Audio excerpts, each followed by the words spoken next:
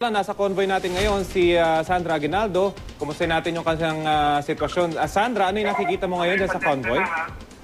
Yes, Rafi. Ngayon nasa kahabaan nga kami ng Commonwealth at papunta na sa Camp Crame itong si Senator Revilla.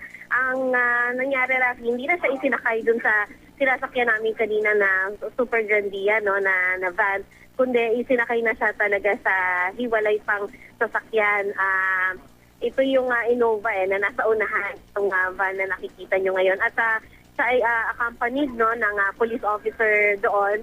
At doon din sa van ng kanyang pamilya, ito naman yung sumusunod doon sa sinasakyan ni Senator Revilla. Ay meron ding police officer silang kasama. At ang narinig natin, no, mula dito sa mga police officers ay limitado na yung makakasunod hanggang doon sa loob ng Camp Crame. Iyon ay kung mapipigilan nila, Rafi, dahil kita mo naman kung gaano kasigasig din yung mga kasama natin sa hanap buhay doon sa pagsunod sa convoy nitong si Senator Revilla. Rafi?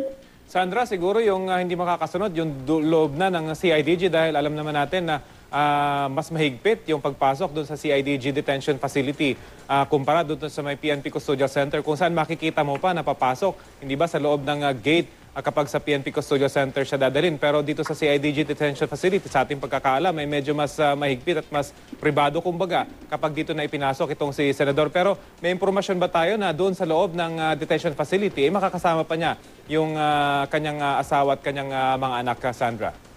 Mukhang gano'n, Rafi, kasi kanina, nung habang abala ang lahat doon sa loob ng Sheriff's Office, ay abala rin naman yung police, no, sa pag-organize kung paano gagawin sa convoy. At minarkahan na nga nila kung anong convoy yung sinasakyan ng pamilya, anong convoy, anong vehicle ang sinasakyan ng pamilya at anong vehicle yung sinasakyan ng mga abogado. At ito yung mga vehicles na allowed talagang makasunod kay Senator Revilla.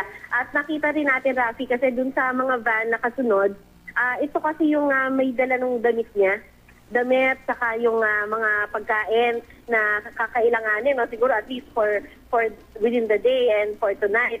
Siyempre yung mga may dalang mga babasahin din, no? Si Senator Revilla, yan yung sakay naman ng mga van na kasunod ng sinasakyan niya ngayon, Rafi. At linawin lang natin, Sandra, hindi siya tutungo doon sa ipinakita na natin the past few days na bagong gawang detention facility sa may PNP Custodial Center.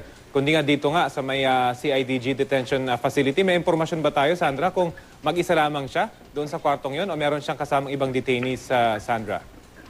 Sa ngayon, Rafi, wala tayong nakuhang impormasyon kaugnay niyan. Ang kanina, dahil kasama natin si Senator Revilla, no, sa van, at napadaan sa Camp Crame, ang komentaryong nasabi niya yung handa siya kahit ano, barang pinapaubaya na niya, wala rin siyang idea kung ano yung kung saan siya ilalagay, kung sino yung mag-welcome sa kanya or paano yung magiging proseso.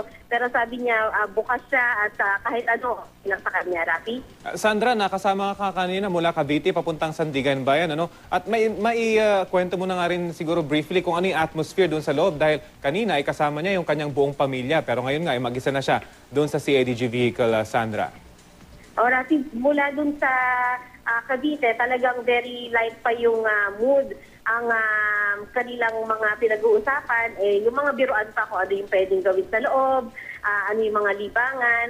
At gayon din, masaya siya kasi ang daming nakahilera, no, ng mga kababayan niya na nagpapalam sa kanya, nagbe-wave, sumisigaw ng mga kung ano-anong mensahe. Pero ang napansin ko sa kanya, Rafi, nung pumasok na kami sa Quezon City, siyempre medyo natahimik din, no, yung mga anak niya, pati na rin siya, parang contemplative yung mood nila. Tapos nung papalapit na talaga kami sa Sandigan Bayan, huminga siya ng malalim.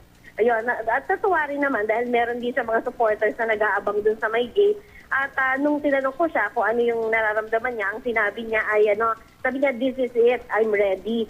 Pero at the same time, nasabi rin niya sa atin, Rafi, na sabi niya ay para daw siyang nauupos na kandila. Sa ganung paraan niya, inilarawan yung nararamdaman niya kanina habang pumapasok yung kanyang sasakyan doon nga sa gate ng Sandigan Bayan. Rafi?